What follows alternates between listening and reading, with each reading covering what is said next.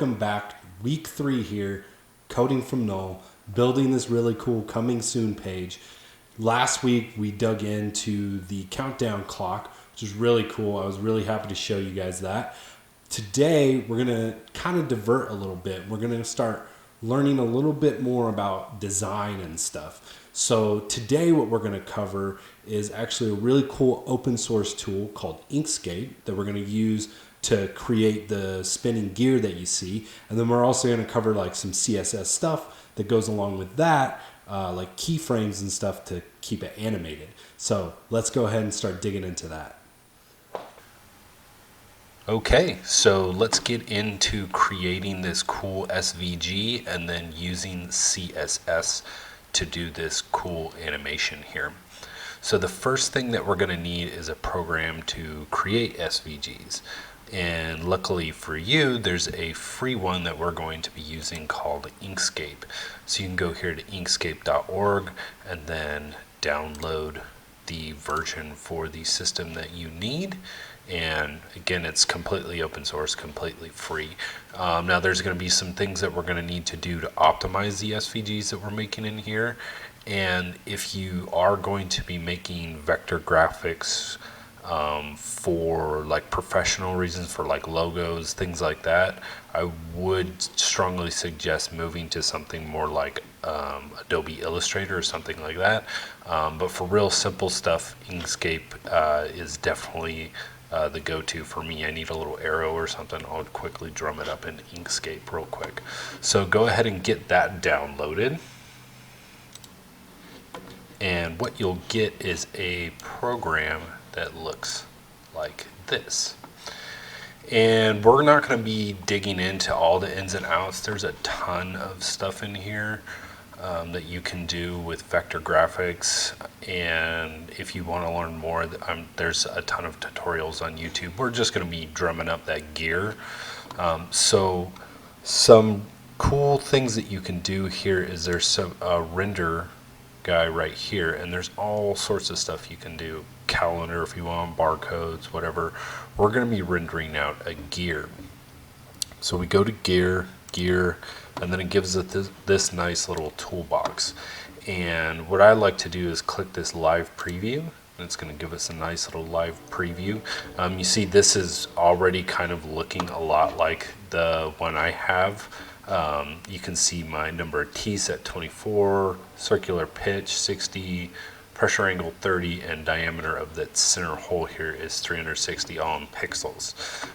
And of course, if we wanted to change this, we see that live preview come into action. This is what I'm using. You can use whatever you want. I strongly suggest you kind of fiddle around with it, see what you like. This is just kind of the one that I ended up coming up with. Let's go ahead and hit apply. We'll go ahead and X out of there. One thing that I like to do is when I start working is I'll come up here, I'll hit File, Document Properties, and it will bring up this little box here, and you can say resize page to drawing selection. And so that will resize the page to the item that you're drawing, which is nice. Especially when you go to save it, you don't want to have a bunch of like blank space here. It will kind of mess with things. You'll see if you went to do like styling and stuff afterwards, you might have a little bit of an issue. So let's go ahead and we'll select the gear. So the first thing that we want to do is when this got rendered out, there's actually two things here. And so what we want to do is actually ungroup these. So we're going to come up here and we're going to say Object Ungroup. And you'll see now it selects the circle as well as the gear, and that's exactly what we want to see. The next thing that we want to do is we want to take the difference of these. So basically we want to cut this hole out of this gear because this is technically one like gear shaped object and then one circular object, and we actually want to make this one object. So if we come up here to path, we're going to say difference, and see now this has ungrouped them, but now this has cut this hole out, which is exactly what we want. because we actually are going to start combining more shapes to it here in just a second. So the next thing that we want to grab here is a circle. And when you want to create a perfect circle, see if I just start dragging this around, we can make it oblong, whatever. But if I hold Control and do it, it'll give me a nice perfect circle every time. So go ahead, and that's probably about good right there. And we actually don't need this fill on here for right now. So over here you'll see fill and stroke. Go ahead and just hit that X. Actually, let's go ahead and start getting the stroke styles kind of more congruent. So we've got this one at 4 pixels, which is nice and dark. Let's go ahead and set this one also at 4 pixels. Okay. Now what we want to do is, so this is going to be the center of our gear. If we look at, let's just bring this up here and look at our final product. So we want this circle here, but then we also need to cut out a circle in the middle of that circle, a little bit like Inception, a circle within a circle within a circle, but that's kind of what we're doing here. So let's go ahead and get this out. So actually, before we start that, we will go ahead and align this. And so if we have this selected and we come over here to the Align and Distribute section, we can just set this to the page, because remember the page is the same as this gear right now anyway. And if you set this one, it'll center it vertically, and then this one will center it horizontally. There we go. And so now it's centered on both, which is just what we want. And then let's go ahead and grab another circle here, and then switch out here. And then let's do the same for that one. Okay, that's looking pretty good. Actually, we might just shrink this down just a tiny bit. There we go. And then go ahead and select this. And then to select another object, you just hold Shift and then select, and then you'll see both of them are selected. And then what we want to do is come up here and say Path and then Exclusion. And then that's going to cut this hole out of this circle. And so now you can see that they're combined. Actually, not really combined. This circle was cut out of this circle. So now if we were to fill this, we can actually just fill it. See how this circle doesn't fill, because this is technically not even part of this object anymore. So let's go ahead and take the fill off. I was messing around with it, we'll recenter it. So now we want our spokes. So our spokes are just rectangles. So we'll come up here, make a little rectangle. And that probably looks about good. So what we want to do is, if you see, and let's shrink this down again. So we've got these little kind of holes in our spoke. So how we do that is the same way we did with this one. We're going to cut this out, which is basically excluding that circle from this object. And so let's make some little circles. Again, if you hold Control, it'll give you a nice perfect circle.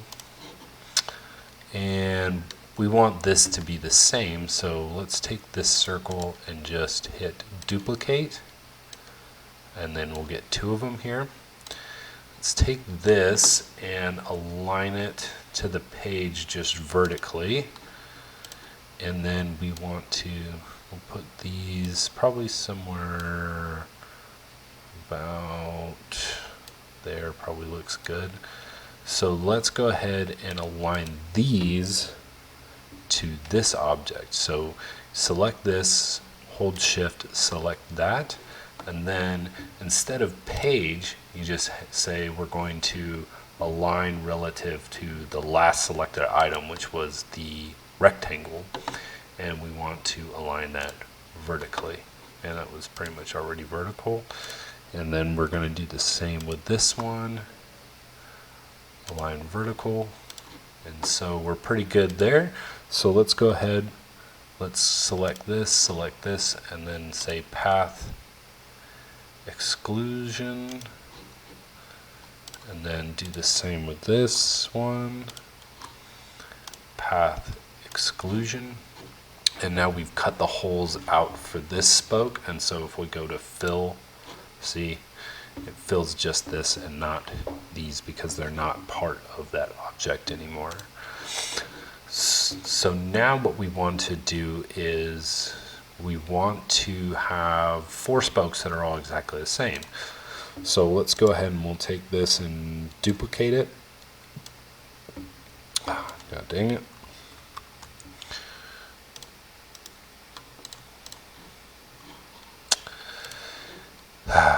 This thing sometimes. Go ahead and duplicate it. There we go. That looks good. And that looks about right. Doesn't have to be perfect. We'll go ahead and align that vertical. And we'll actually duplicate this 2 more times. Duplicate. And then these 2, what we want to do is right here, just rotate it clockwise 90 degrees. And then for these ones, we actually want to align them horizontally, not vertically. Oops. Maybe that's what was going on.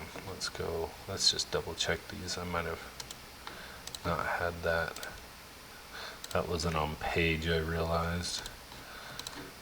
And so make sure that this is, there we go. And let's do the same thing to this one. Rotate 90 degrees. Bring it up here. Align to the page horizontally. Okay, now we got all our shapes, and now what we need to do is start combining them. So I'll go ahead and select this guy and this one first. And actually, if you hold shift, you can we'll select these 3 first just to kind of show how it's going to work. And then we're going to say path and then union. And then this is going to union these all together, and now these are all now one object. So if I were to fill this one now, see, it just fills these.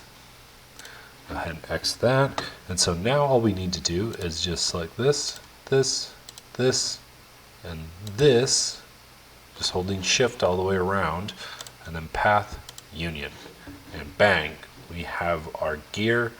And then our fill color here is 4ECDC4. And then this FF is just the opacity. That means for us, FF is just 1. Basically, there's no opacity to it. We basically meaning we can't see through it. If we wanted to have it like lighter or something, you could go like, I think, was this 30 or 40%? 4D. See how it's a lot lighter, but we want it FF, which is solid 1. And so that's it for creating this SVG. So now what we're going to do is export an optimized version of it, and then start animating it with some CSS. So if we come up here and go to, is it here? Not export PNG image. Where is that guy?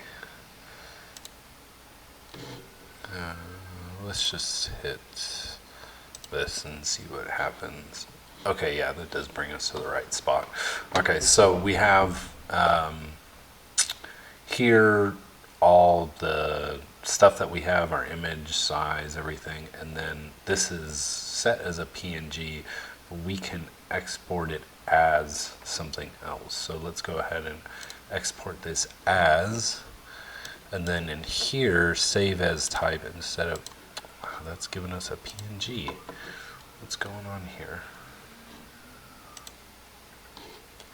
Okay, so we actually don't need to export as, so this is always going to export as a PNG, because when we're in Inkscape, this is already an SVG. So in other programs, it's a little bit different. You usually have to export it as as an SVG. With Inkscape, we just need to save it. So we're just going to come up here, click Save As, and then see this will say Inkscape SVG. But we want to change that. We want to actually have it as, there should be optimize SVG. That is what we want. And let's go ahead, we'll just call it gear. And then where you want to save it is you'd want to go into your site. So I'm going to go into where I have my site at. And actually these are not the right ones. Coming soon. And in our source folder, and if you remember correctly, we had a images folder that we put our floating cogs, which was our background image. So let's go ahead and just save that in here. We'll just have all the defaults is fine, hit OK. And then if we come into here, we now have that SVG in here, completely optimized version of it. And now let's make a component for it. We're going to have a logo component, and we are going to start animating it. So if we come over here to our components folder, we're just going to add a new file, and this one is going to be logo.js.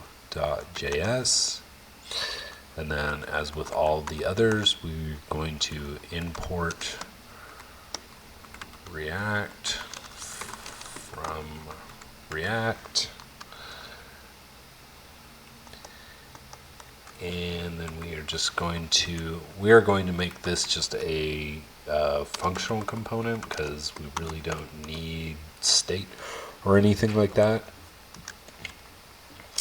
And this is going to be equal to, and then there's some information that we want to save in here, which is going to be the alt, which is going to be the alternative text that we want to display.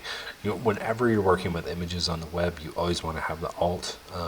It's just good practice. So anyone that's reading your website with a screen reader or is on a slow connection and the image doesn't pop up, that there's still some alternative text there that tells them what the image is, and then the source of the image. And actually that's going to be it for now. We will add a little bit more to this a little bit later, and then just make it a simple arrow function, and we are going to return just a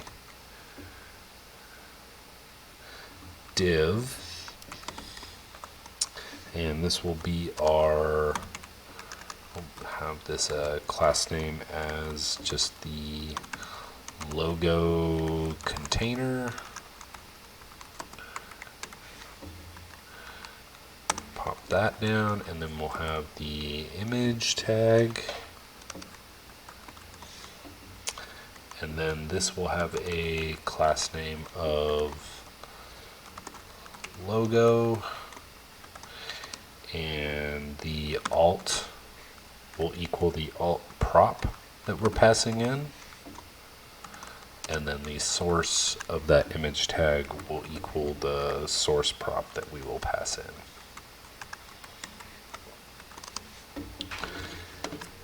And that is pretty much it for the component for now. And now let's start on the style sheet. So we come down here to styles. Let's just add a new style sheet, and we'll just call this logo.css. And while we're at it, let's just go ahead and import this directly in here. We'll say import and then say dot slash styles / logo .css. Okay, so now we got that all hooked up. Let's go ahead and give it a save. Let's go into our coming soon component, the main component, and let's go ahead and get this guy in here as well. Let's just start getting everything wired up so when we start messing with the CSS we can see it live when we npm start this sucker. So let's go ahead and import logo from /logo, and then underneath countdown we'll go ahead and throw our logo component in here, and then we also need to pass in the props to logo as well. And actually, let's go ahead. I'm going to clean this component up here as well. We really don't need a opening and closing tag. I usually just, if I'm not actually passing in anything in there, I'll just leave it as a just a single tag instead of having an opening and closing tag. That's just preference. I think it looks neater. So we have styles, we have our components up here. Let's also bring in that the logo. So the logo itself, we'll import logo from, and then that is / images / logo dot, actually it's not logo, it is gear dot svg. So now we have our logo, and so now let's go ahead and add this into state. So we have our countdown state. Let's go ahead and add our logo state. And our logo state, remember, is going to consist of, yelling at me because I don't have a comma here, is going to consist of the alt text, right? So our alternative text is, we'll just say spinning gear, and then our source is just going to be logo,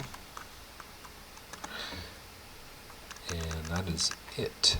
And then down here we just need to pass those two props to logo, so we'll say alt equals,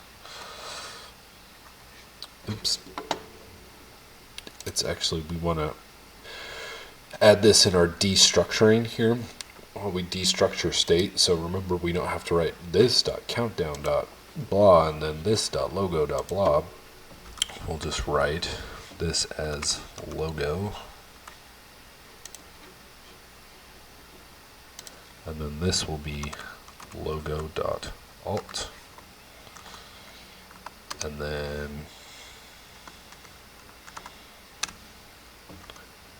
our source will be logo dot source. Go ahead and give that a save. Now I think we should be good. We're passing in, we have our state, we're passing that in as props to here. Props are all set up there. Now I think we should be good to go ahead and npm, there we go, grabbing the wrong one.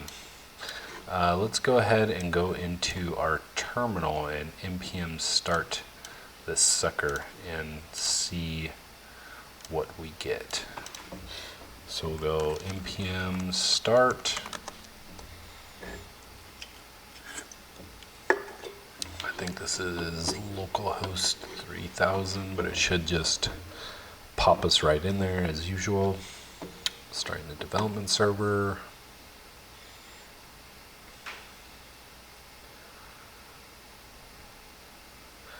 Failed to compile. Does not contain default export. Okay. Okay, so here, messed up here a little bit. So if we come in here to coming soon, so we have a default export for Countdown. If we come into Countdown, we have this default export here.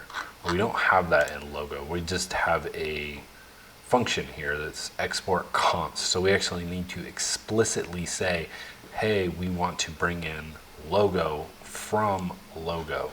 So if we come into coming soon here, how we do that is we just wrap this guy in curly braces. And then if we go ahead and give that a save, compiled successfully, and now we have our gear coming through, which is exactly what we want. And now we can start styling it exactly the way we want and get that cool animation going. So the first selector that we want is the logo container. So we want the logo container to be in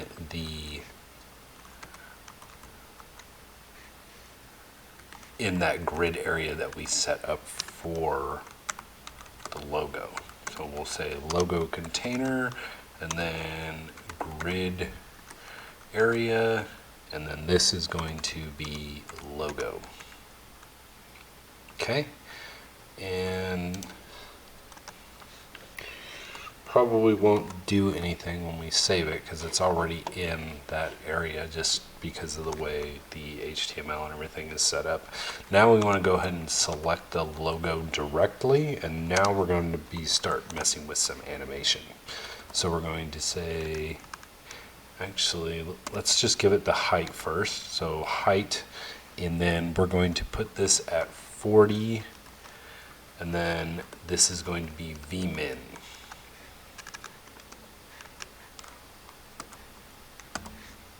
And so what that's going to take into account is it's going to say, okay, what's the minimum between the height of the viewport and the width of the viewport, and I'm going to make it 40% of that, basically.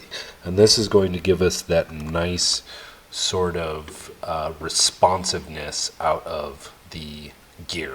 So as we sort of shrink this down, you see how the logo starts to shrink and grow. And then once it gets to a certain point, so the minimum here is the height right now, and so it's going to stay this size as we stretch along. As we get smaller and smaller and we go down to mobile size, it'll shrink down, which is nice. And the cool thing about, you can see, because we've been doing this with the vector graphic, is that when it's scaling, we're not losing any, it's still remaining pixel perfect. We're not getting any like blurry lines or anything. It still looks just as good at this size as it does at this size. So we have height 40 vmin. These viewport units are really handy for doing responsive design as well. And then now we just want to add a keyframe. And so what a keyframe does is it basically sets 2 points where this one's going to be from and to, and we want to perform some sort of animation, and that is what we are going to do. So we're going to say at keyframes, and then we'll just say this is going to be logo spin is the name that we're going to give it, and then from, and then transform, and then rotate at 0 degrees.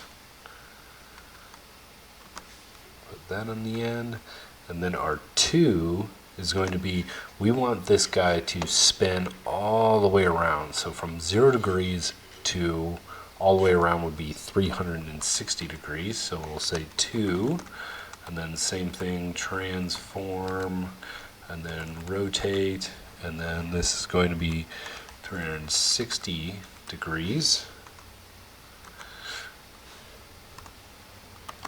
Go ahead and give that a save.